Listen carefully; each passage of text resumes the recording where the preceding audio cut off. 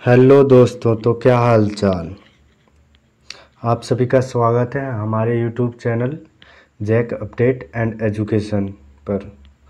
आज के इस वीडियो में हम लोग जैक बोर्ड द्वारा जारी किए गए फिजिक्स के मॉडल पेपर का डिस्कशन करने वाले हैं। इस वीडियो में हम लोग 21 से आगे के सवालों की बात करेंगे, क्योंकि पार्ट 1 में हम लोगों ने 20 तक के सवालों का डिस्कशन कर लिया है। तो जिन्होंने अभी पार्ट 1 नहीं देखा है वो तुरंत जाके अभी देख लें, डिस्क्रिप्शन में लिंक डाल दिया है।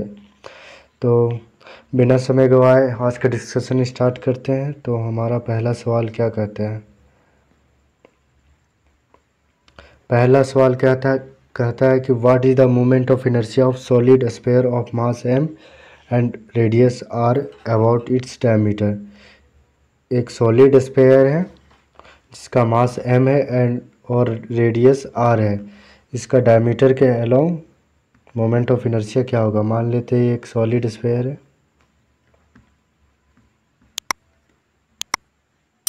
ये रहा इसका डायमीटर। इसके अलोंग मोमेंट ऑफ इनर्शिया पूछा है, I बराबर क्या होगा? ये मास m का है और रेडियस r का है, तो इसका आंसर बी नंबर होगा 2/5 mr²। इससे जुड़े कुछ इम्पोर्टेंट सवाल की बात कर लेते हैं। हम लोगों ने दो थ्योरम पढ़ा था, perpendicular axis theorem and parallel axis theorem. उस पे जुड़े कुछ सवालों की बात कर लेते हैं। अगर मोमेंट ऑफ इनर्शिया इसके अबाउट पूछता तो हम लोग कैसे निकालते हैं? तो यहाँ पे हम लोग पैरेलल एक्सिस थ्योरम लगाते हैं। पैरेलल एक्सिस थ्योरम क्या कहता है? सेंटर ऑफ मास से पैरेलल एक्सिस लेना है, सेंटर ऑफ मास से पास करता हुआ एक एक्सिस लेना है, उसके अबाउट मोमेंट ऑफ इनर्शिया निकालना है और उसके पैरेलल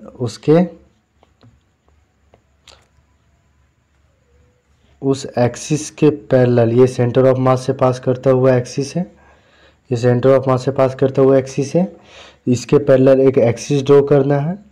वहाँ से जो डिस्टेंस होगा, ये डिस्टेंस r है और ये मास m का है। तो इसके अबाउट जो मोमेंट ऑफ इनर्शिया होगा, I न्यू क्या होगा?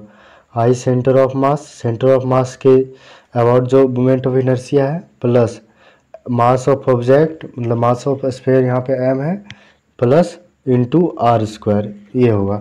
तो सेंटर ऑफ मास के अबाउट मोमेंट ऑफ इनर्शिया कितना है? 2/5 mr²। तो यहाँ पे लिखते हैं 2/5 mr² प्लस ऑफ mr², तो हो जाता 7/5 mr²। अगर हमको इसके अबाउट मोमेंट ऑफ इनर्शिया पूछता, अगर इसके अबाउट हमको मोमेंट ऑफ इनर्शिया पूछता तो हो जाता 7/5 mr²। लेकिन हमें सेंटर ऑफ मास के अबाउट मोमेंट ऑफ इनर्शिया पूछा है, सेंटर ऑफ मास के अबाउट मोमेंट ऑफ इनर्शिया पूछा है, इसलिए हो जाएगा 2/5 mr²। बात करें परपेंडिकुलर एक्सिस थ्योरम की, तो परपेंडिकुलर एक्सिस थ्योरम हम लोग 2D ऑब्जेक्ट पे लगा सकते हैं, 3D ऑब्जेक्ट पर नहीं लगाते हैं। तो आई होप ये सवाल आपको क्लियर हो गया होगा। नेक्स्ट सवाल की बात करें तो what is the escape velocity of earth. Next सवाल कहता है कि एस्केप वेलोसिटी ऑफ अर्थ क्या है? एस्केप वेलोसिटी ऑफ अर्थ क्या है? तो escape velocity of earth 11.2 kilometre होता है।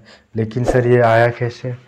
तो ये आया कैसे इसकी बात करें तो मान लेते हैं अर्थ है। एस्केप वेलोसिटी का मतलब क्या होता है, आगे ये बात कर लेते हैं।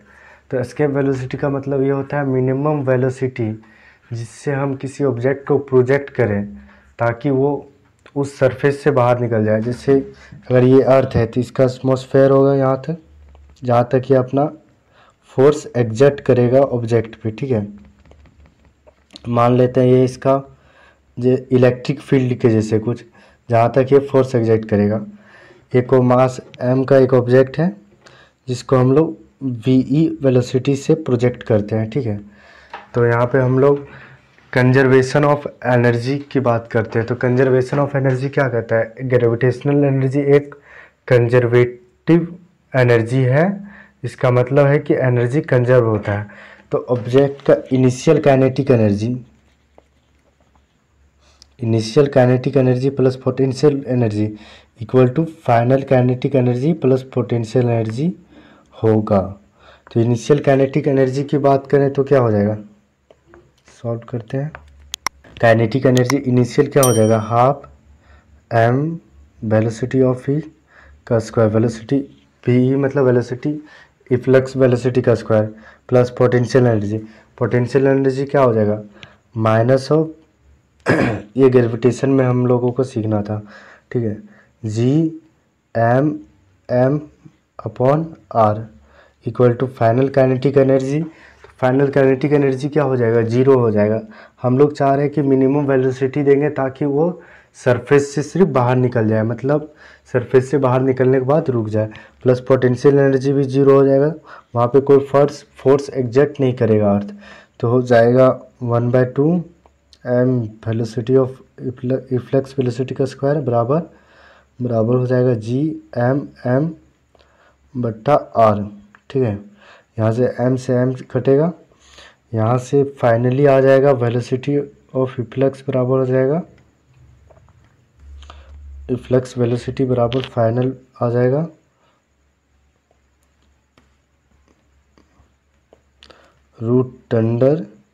√2gm upon radius of earth का स्क्वायर। यहाँ पे इफ्लक्स वेलोसिटी निकालने के लिए हम लोग मास ऑफ अर्थ पुट करेंगे और रेडियस ऑफ अर्थ का वैल्यू पुट करेंगे तो 11.2 आ जाएगा। बात करें तो यहाँ पे इम्पोर्टेंट बात ये है कि हमें देखना है कि इफ्लक्स वेलोसिटी जो भी है वो मास ऑब्जेक्ट के मास पे डिपेंड नहीं करता, ये प्लैनेट के मास पे डिपेंड करता है और उसके रेडियस पर डिपेंड करता है। आई होप ये भी सवाल आपको क्लियर होगा। तो अब नेक्स्ट सवाल की बात करें, in an elliptical orbit where is the sun located, ठीक है। एक ये इलेप्टिकल ऑर्बिट है, बात करें ये इलिप्टिकल ऑर्बिट है, बोलता है सन कहाँ लोकेटेड है। मान लेते हैं ये अर्थ है, ये अर्थ है जो कि रोटेट कर रहा है और ये सन है, ठीक है, और ये अर्थ है। हम सभी को पता है कि अर्थ जो रोटेट करता है सन के अबाउट वो ऑर्बिट एक इलिप्टिकल होता है, मतलब इलिप्स होता है, इलिप्स के जैसे होता है। तो ये बोलता है कि सन कहाँ पे लोकेट होता है, रहता है, इलिप्स के किस स्थान पे रहता है। तो जो सन होता है वो फोकस ऑफ इलिप्स के रहता है, या तो यहाँ पे रहता है, या तो यहाँ रहेगा या तो यहाँ रहेगा, मतलब फोकस ऑफ इलिप्स पे स्थित होता है। तो मतलब B is the right answer, ठीक है। नेक्स्ट सवाल की बात करें तो नेक्स्ट सवाल कहता है the weight of an object on moon is approximately, एक ऑब्जेक्ट है उसका वेट मून पे कितना होगा। तो इसका आंसर हो जाएगा 1/6। अब सर ये आया कैसे, तो हम लोग जानते हैं कि जी बराबर क्या होता है, एक्सेलरेशन ड्यू टू ग्रेविटी होता है gm बटा आर स्क्वायर। रुक जाओ फिर से लिखते हैं, acceleration due to gravity of earth equal to gm। अब ये आया कैसे सर, तो इसका भी डिस्कशन कर लेते हैं। तो फोर्स बराबर क्या होता है, यहाँ पे डिस्कशन करते हैं, ठीक है। ग्रेविटेशनल फोर्स बराबर क्या होता है, gm mass of object upon radius of earth का square, mass of earth into. अब फोर्स बराबर क्या होता है, m into acceleration due to gravity मतलब g, ठीक है, gm mass of earth into m mass of object upon radius of earth का स्क्वायर। तो यहाँ से मास ऑफ ऑब्जेक्ट कटेगा, तो यहाँ से एक्सेलरेशन ड्यू टू ग्रेविटी आएगा gm बटा रेडियस ऑफ अर्थ का स्क्वायर, ठीक है। तो अब बात करते हैं, इसी तरह आएगा ग्रेविटी ऑफ मून का कितना आएगा, g into mass of moon upon radius of moon का स्क्वायर, ठीक है। अब बात करें मास ऑफ अर्थ होता है 81 times of mass of moon, ठीक है। और रेडियस ऑफ अर्थ होता है 4 times of radius of moon. जब इस डाटा को हम लोग पुट करेंगे तो रेडियस यहाँ से approximately gravity of acceleration due to gravity of earth equal to 6 times of acceleration due to gravity of mass moon आएगा। इसलिए A is the right answer 1/6 होगा। अब नेक्स्ट सवाल की बात करें तो नेक्स्ट सवाल कहता है for a satellite moving in an orbit around the earth the ratio of kinetic energy to potential energy क्या होगा। ये बोल रहा है कि मान लेते हैं ये अर्थ है, ठीक है, ये अर्थ है। अब इसके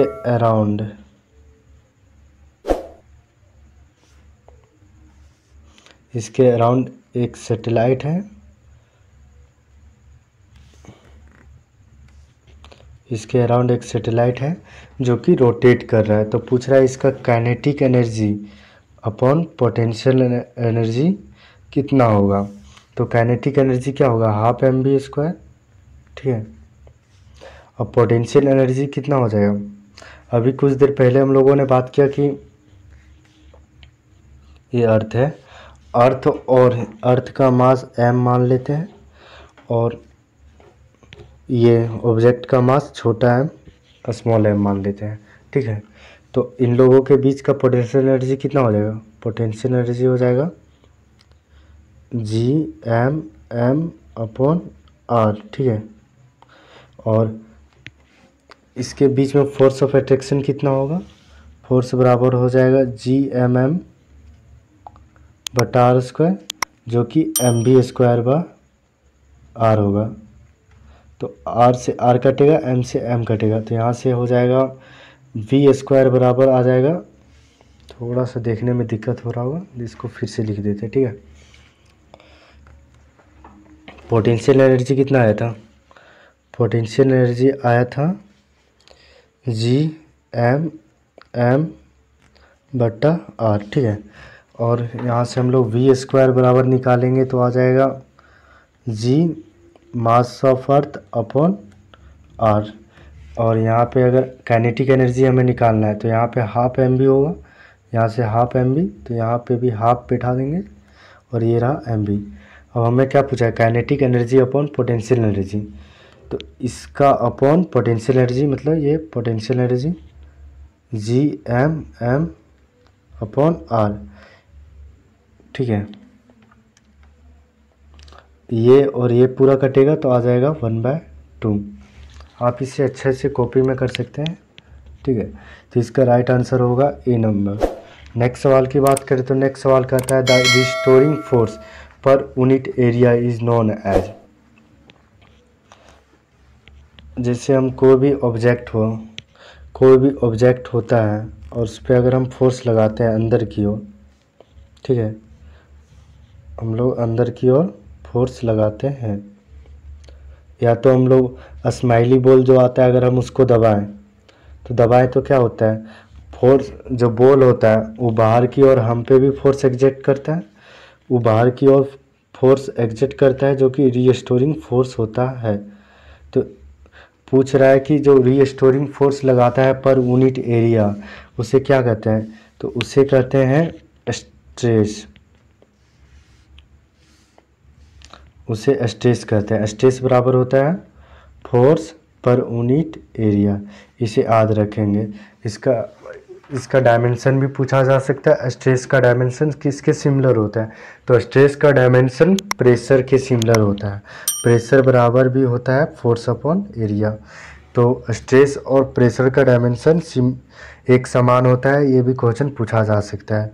अब नेक्स्ट सवाल की बात करें तो नेक्स्ट सवाल कहता है substance which can be stressed to cause large strains are called. जिन पदार्थों को बड़े उपभेदों के कारण बढ़ने के लिए फैलाया जा सकता है उन्हें क्या कहा जाता है। इस क्वेश्चन का कहने का मतलब है कि हम किसी भी ऑब्जेक्ट को जब फैलाते हैं तो उसके अंदर जो स्ट्रेन आता है तो उस नेचर को क्या कहते हैं, उस नेचर को कहते हैं इलास्टोमर, ठीक है, उसको कहते हैं इलास्टोमर। इस बार इसको डिटेल में देख लेते हैं। जो स्ट्रेन बराबर होता है, हमारा स्ट्रेन बराबर क्या होता है, डेल्टा एल बाय एन। ठीक है, अगर हम कोई भी ऑब्जेक्ट मान लेते हैं, एक तो ये कोई रोड है, ठीक है, अगर हम इसके अबाउट अगर फोर्स लगाते हैं दोनों साइड में, ठीक है, थोड़ा सा रुक जाओ, इधर फोर्स लगाते हैं और उधर भी फोर्स लगाते हैं, ठीक है, तो ये रोड क्या करेगा, खींचेगा, रोड खींचेगा, इधर फोर्स लगाएंगे और इधर इधर भी फोर्स लगा रहे हैं और इधर भी फोर्स लगा रहे हैं, तो ये रोड खींचेगा, जैसे रबड़ को खींचते तो रबड़ खींचता है, तो अपने अंदर वो रिस्टोरिंग फोर्स अपने आप को खींचेगा, फिर वो अपने पुनः अवस्था में आना चाहेगा तो वो भी फोर्स लगाएगा। तो वो जो नेचर है उसे इलास्टोमर कहते हैं, जो कि वो फोर्स लगाता है, रिस्टोरिंग फोर्स जो लगाता है अपने पुनः पूर्ण अवस्था में आने के लिए, तो उसे इलास्टोमर कहते हैं। ठीक है, तो इसका आंसर हो जाएगा डी नंबर। नेक्स्ट सवाल की बात करें तो नेक्स्ट सवाल बोलता है कि 1 पोइज इक्वल टू कितना होता है, तो 1 पोइज इक्वल टू होता है 0.1 न्यूटन सेकेंड पर मीटर स्क्वायर। ये 1 पोइज किसका स्क्वायर, 1 पोइज जो है वो विस्कोसिटी का सीजीएस यूनिट है। ठीक है, इसे याद रखेंगे, विस्कोसिटी का सीजीएस यूनिट है 1 पोइज। ठीक है, अब नेक्स्ट सवाल की बात करें तो 1 पोइज बराबर 0.1 न्यूटन सेकेंड पर मीटर स्क्वायर होता है। नेक्स्ट सवाल की बात करें तो the fractional resistance for fluid in motion is, the fractional resistance for fluid नहीं, the frictional resistance for fluids in motion is. ये सवाल बोलता है कि अगर फ्लूइड है, the frictional resistance for fluid in motion is. ये सवाल कह रहा है कि अगर ये कोई फ्लूइड है, ठीक है, मान लेते हैं ये कोई फ्लूइड है, वाटर ही मान लेते हैं कि ये वाटर है, ठीक है, और इसमें कोई ऑब्जेक्ट है, अगर ये इस डायरेक्शन में मूव कर रहा है तो इस पर कुछ वाटर फोर्स लगाएगा, इस डायरेक्शन में लिक्विड फोर्स लगाएगा कि नहीं। अगर हम पानी में दौड़ते हैं तो अपोजिट डायरेक्शन में हमें फोर्स फील होता है कि नहीं, तो वो बोल रहा है कि वो फोर्स किसके प्रोपोर्शनल होगा, तो inversely proportional to square of surface area. तो देखो इन्वर्सली प्रोपोर्शनल टू नहीं होगा, चाहे कुछ भी हो इन्वर्सली प्रोपोर्शनल नहीं होगा, क्योंकि अगर हम सरफेस एरिया बढ़ाते जाएंगे तो हमें फोर्स ज़्यादा लगेगा। अगर हम वैसे दौड़ रहे हैं, खाली पेट दौड़ रहे हैं तो कोई दिक्कत नहीं है, फोर्स बल लगेगा पर कम लगेगा। और वहीं पे अगर हम कार्टून ले लें या तो कुछ भी ले लें जो कि चौड़ा हो, उसका सरफेस एरिया ज़्यादा और उसे लेके दौड़ें तो हमें फोर्स ज़्यादा लगेगा। ठीक है, तो इन्वर्सली प्रोपोर्शनल टू नहीं होगा, डायरेक्टली प्रोपोर्शनल होगा, एरिया बढ़ेगा तो फोर्स तो बढ़ेगा। ठीक है, तो ए नंबर और बी नंबर तो नहीं होगा। अब बात करें सी नंबर, तो सी नंबर बोलता है square of surface area of contact. तो बात करें तो फ्रिक्शनल फोर्स बराबर होता क्या है, यहाँ पे हमें सी और डी में सी और डी ऑप्शन अच्छा है, सी ऑप्शन को एलिमिनेट करने के लिए हमें फॉर्मूला का ज़रूरत होगा। तो फॉर्मूला क्या कहता है, जो फॉर्मूला होता है वो बोलता है कि coefficient of viscosity into area into dv by dy। ठीक है, तो ये जो होता है फोर्स जो होता है वो डायरेक्टली प्रोपोर्शनल टू एरिया होता है। तो जो भी फोर्स एग्जर्ट करेगा रेजिस्टेंस फोर्स वो directly proportional to surface area of contact होगा। तो D number is the right answer. आप इस फॉर्मूला को याद रख सकते हैं। ये dv बाई dy क्या दिखा रहा है, तो ये वेलोसिटी ग्रेडियंट को रिप्रेजेंट कर रहा है। ठीक है, और ये है coefficient of viscosity, coefficient of viscosity ने विस्कोसिटी कांस्टेंट। ठीक है, तो नेक्स्ट सवाल की बात करें तो नेक्स्ट सवाल कहता है A drop of water is broken into 2 drops, the sum of which property of the 2 drop is equal to that of single one।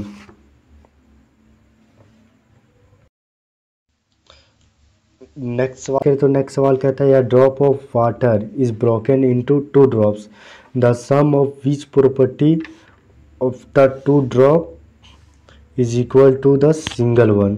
तो बोल रहा है कि एक ड्रॉप है, उसे दो भागों में तोड़ देते हैं, ठीक है, दो भागों में तोड़ देते हैं, तो the sum of which property is equal to single drop. अगर ये एक ड्रॉप है, मान लेते हैं कि एक ये ड्रॉप है और एक ये ड्रॉप है। ये ड्रॉप किससे बना है? एक ये बड़ा ड्रॉप था जिसके टूटने से ये दो ठो ड्रॉप बना है। तो बोल रहा है कौन सा चीज़ ये दोनों ड्रॉप को जोड़ने पे इसके बराबर आएगा, कौन सी प्रॉपर्टी। तो बोल रहा है कि इस रेडियस आएगा, सरफेस एरिया आएगा, सरफेस एनर्जी आएगा या वॉल्यूम आएगा। तो हम लोग बात करें ड्रॉप है तो हम लोग वॉल्यूम कंजर्व रहेगा, इनिशियल वॉल्यूम ऑफ ड्रॉप और final volume of drop equal होगा। तो यहाँ पे आंसर डी नंबर हो जाएगा, ठीक है। तो नेक्स्ट सवाल की बात करें तो नेक्स्ट सवाल कहता है, when water is heated from 0 degree Celsius to 4 degree Celsius, the volume of water is remains the same, decrease, increase and none of these। Volume of water के बारे में बात किया गया है। तो हम लोग जानते हैं कि डेंसिटी ऑफ वाटर की बात करें तो मैक्सिमम कहाँ होता है? 4 डिग्री सेल्सियस पे होता है, 4 डिग्री सेल्सियस पे मैक्सिमम होता है, ठीक है। तो डेंसिटी ऑफ वाटर क्या होता है? मास अपॉन वॉल्यूम होता है। डेंसिटी मैक्सिमम है तो दोनों ही कंडीशन में मास ऑफ वाटर तो कांस्टेंट होगा। ऐसा नहीं होगा कि 0 डिग्री सेल्सियस पे से 4 डिग्री सेल्सियस पे तक हीट किया तो मास बढ़ जाएगा, ऐसा तो नहीं होगा। मतलब डेंसिटी ऑफ वाटर क्या हो जाएगा? यहाँ से हो जाएगा density of water is inversely proportional to volume, ठीक है। डेंसिटी ऑफ वाटर ज़्यादा है मतलब वॉल्यूम कम है, ठीक है। तो 0 डिग्री सेल्सियस पे बात करें तो डेंसिटी ऑफ वाटर कम होगा as compare to density of water in at 4 degree Celsius. तो density of water at 0 degree Celsius is less than density of water at 4 degree Celsius, ठीक है। तो यहाँ से आ जाएगा 1 upon volume at water at 0 degree Celsius is less than 1 upon volume of water at 4 degree Celsius.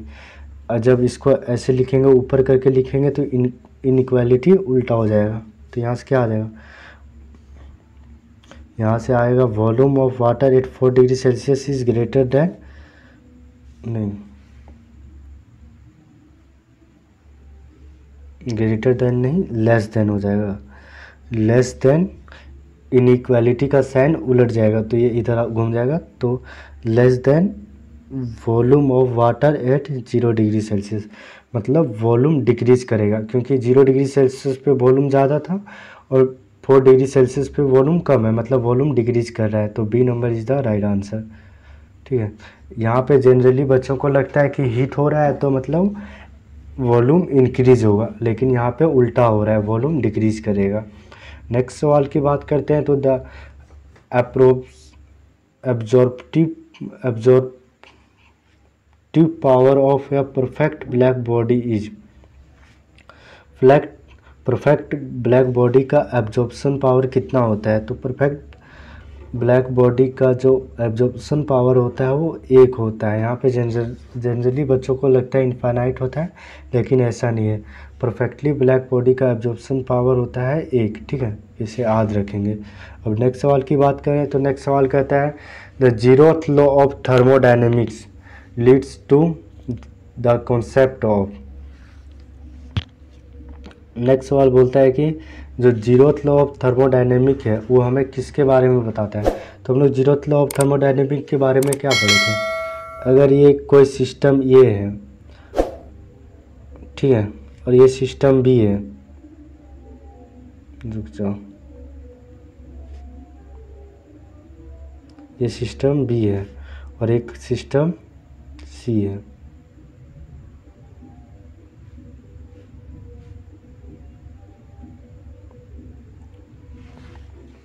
ठीक है। ये तीनों ही सिस्टम, एक ये है, ये बी है, ये सी है। ये तीनों ही सिस्टम एक दूसरे के कांटेक्ट में है, ठीक है। तो ये बोलता है अगर ये टी टेम्परेचर पे है, जीरो लॉ ऑफ थर्मोडायनेमिक क्या बोलता है, अगर ये बॉडी टी टेम्परेचर पे है तो ये भी बॉडी टी टेम्परेचर पे होगा और ये भी बॉडी टी टेम्परेचर पे होगा, ठीक है। मतलब ये और ये बॉडी बिना कोई कांटेक्ट के दोनों का टेम्परेचर सेम होगा, ठीक है। तो ये हमें टेम्परेचर के बारे में बताता है, तो D number is the right answer. Next सवाल की बात करें तो first law of thermodynamics leads to, first law of thermodynamic किसके बारे में बात करता है, तो first law of thermodynamic conservation of energy के बारे में हम बात करता है। हम लोग पढ़े थे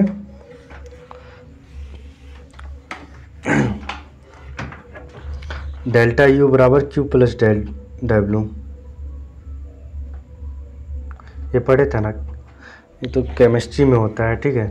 ये हम लोग केमिस्ट्री में पढ़े थे, यहाँ पे फिजिक्स में हो जाता है।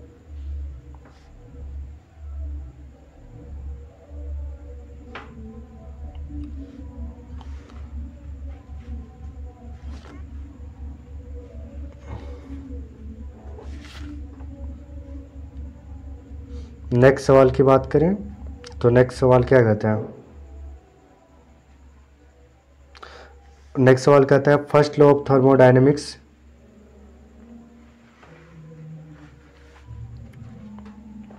नेक्स्ट सवाल की बात करें तो नेक्स्ट सवाल कहता है कि first law of thermodynamics led to, तो बोलता है कि फर्स्ट लॉ ऑफ थर्मोडायनेमिक किसके बारे में बात करता है, तो first law of thermodynamic conservation of energy के बारे में बात करता है, तो इसका आंसर सी नंबर होगा। नेक्स्ट सवाल की बात करें तो नेक्स्ट सवाल कहता है SI unit of universal gravitational universal gas constant क्या होगा, यूनिवर्सल गैस कांस्टेंट का एसआई यूनिट क्या होगा, तो यूनिवर्सल गैस कांस्टेंट का हम लोग निकाल सकते हैं P V equal to N R T होता है, ठीक है। तो यहाँ से आर बराबर हो जाएगा P V upon N T, ठीक है। प्रेशर और वॉल्यूम का डायमेंशन, प्रेशर और वॉल्यूम किसके बराबर होता है, वर्क के बराबर होता है, एनर्जी के बराबर होता है, इसका डायमेंशन बोलेंगे तो ये हो जाएगा जूल पर मोल पर केल्विन, तो right answer is the B number is the right answer. Next सवाल की बात करें तो नेक्स्ट सवाल कहता है the monoatomic gas molecule has degree of freedom, monoatomic gas का डिग्री ऑफ फ्रीडम क्या होता है, तो ये 3 होता है, ठीक है। मोनो एटॉमिक गैस का डिग्री ऑफ फ्रीडम 3 कैसे होता है, मान लें कि एक गैस है, ठीक है, कोई भी गैस है, हीलियम गैस है, ये मोनो एटॉमिक है, तो डिग्री ऑफ फ्रीडम का मतलब होता है ये किस किस डायरेक्शन में मूव कर सकता है, तो ये किस डायरेक्शन में मूव कर सकता है, एक एक्स एक्सिस में मूव कर सकता है, ये वाई एक्सिस में मूव कर सकता है और एक जेड एक्सिस में मूव करता है, तो ये 3 डायरेक्शन में मूव कर सकता है, इसलिए इसका डिग्री ऑफ फ्रीडम 3 होता है, ठीक है। नेक्स्ट सवाल की बात करें तो नेक्स्ट सवाल कहता है what is the time period of pendulum that completes 10 oscillation in 20 second, ये बोल रहा है कि 10 ऑसिलेशन है वो 20 सेकेंड में कंप्लीट हो रहा है, तो 1 ऑसिलेशन कितना सेकेंड में कंप्लीट होगा, 2 सेकेंड, तो time period of oscillation 2 second हो जाएगा। नेक्स्ट सवाल की बात करें तो नेक्स्ट सवाल कहता है what is the SI unit of frequency, SI unit of frequency क्या है, SI unit of frequency hertz है, फ्रीक्वेंसी बराबर क्या होता है 1 अपॉन टाइम पीरियड, तो 1 अपॉन सेकेंड, सेकेंड इनवर्स हो जाएगा 1 अपॉन सेकेंड, तो इसका सेकेंड इनवर्स, और सेकेंड इनवर्स को हर्ट्ज बोलते हैं, ठीक है। Hertz is the right answer.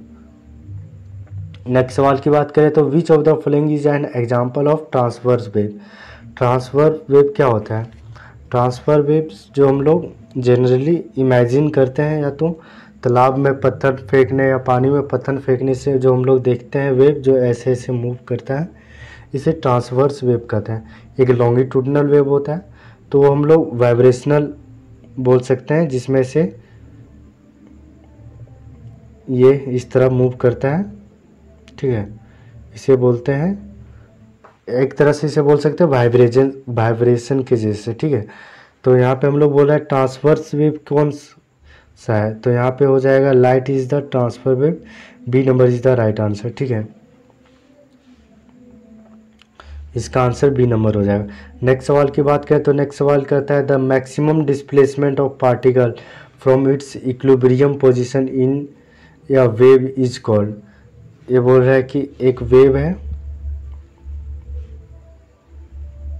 तो ये इसका इक्विलिब्रियम पोजीशन है। तो यहाँ से जो मैक्सिमम डिस्प्लेसमेंट है इसे क्या कहते हैं, तो इसे एम्पलीट्यूड कहते हैं। तो इन सभी टर्म्स की भी बात कर लेते हैं तो वेवलेंथ क्या कहते हैं, तो वेवलेंथ करते हैं length of one complete wave. यहाँ से यहाँ तक एक कंप्लीट वेव है तो इस लेंथ को बोलते हैं वेवलेंथ, ठीक है। फ्रीक्वेंसी क्या होता है, 1/टाइम पीरियड, 1/टाइम पीरियड को फ्रीक्वेंसी कहते हैं। पीरियड क्या होता है, एक कंप्लीट वेव को, एक इस वेव को कंप्लीट होने में जो टाइम लगा उसे टाइम पीरियड कहते हैं। तो इस सवाल का करेक्ट आंसर बी नंबर हो जाएगा।